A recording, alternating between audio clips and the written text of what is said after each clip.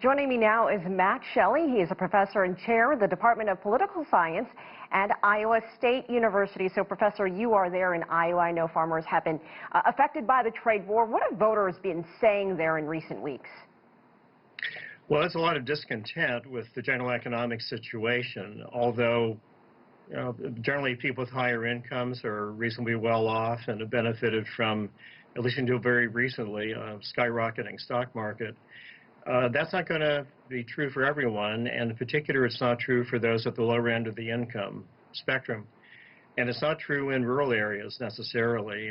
Small farms, family farms are either disappearing or they're very hard-pressed economically, whereas agribusiness is doing reasonably well. So what would you say is the biggest mistake politicians make when it comes to really understanding rural voters and then urban voters? Well, the most obvious difference between the two is that, by definition, people in rural areas are in relatively more sparsely populated regions.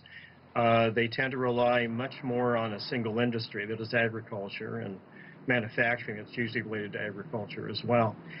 Urban areas are more diverse, both in terms of economic base, much more diverse in terms of ethnicity and just general demographics.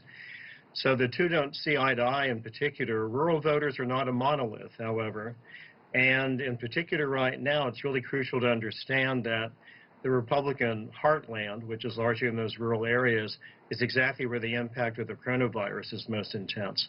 Well, we have seen that, and of course, you know, with some states you have a mix of both rural and urban voters. So when it comes to issues like coronavirus, what are some other parts where they come together and, you know, agree on issues?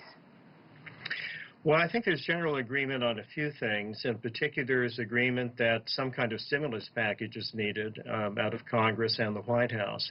It looks like that's sort of guaranteed not to happen before the election, which is just right around the corner. But my guess is something will probably be done, at least if the election results are fairly clear within a few days after November 3rd. I think at that point there probably will be some kind of package that will be designed to alleviate the stress. Both campaigns are making stops before Election Day.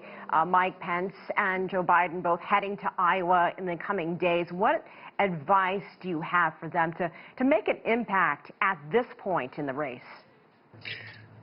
Well, the most obvious statement is don't take anybody for granted. Votes can be gotten both from urban and rural sources. Republicans, of course, do rely disproportionately on rural voters, but if you look at the distribution of public opinion poll results by the 4 congressional districts in Iowa, even the reddest part of the state, the northwest quadrant, which, by the way, is where the coronavirus is having the biggest impact right now, that's called God's country locally, by the way. Even that area is turning out to be pretty fertile ground for Democratic candidates. There's only about a 5-point advantage for the Republican in that 4th congressional district right now. Yeah, and this race is close there, which is why they're really wanting to spend the time. I'm asking everybody, what is your read and your take based on what you're seeing there, especially across the country, and what you think we'll expect on Tuesday?